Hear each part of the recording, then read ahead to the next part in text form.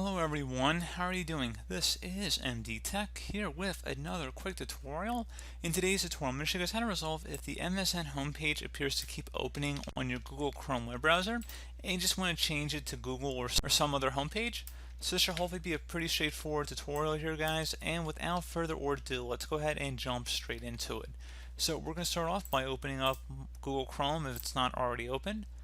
And you want to select the settings icon at the top right corner of the browser window here. Just left click on that, and you want to now go ahead and select where it says settings. So go ahead and left click on that. Go ahead and select on startup on the left side here, and then on startup you can go ahead and set it to open the new tab page, continue where you left off, or open a specific page or set of pages.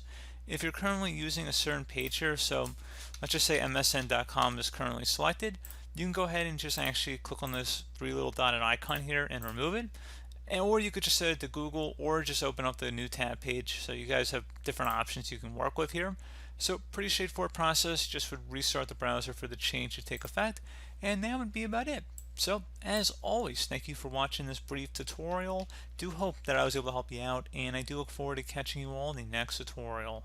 Goodbye.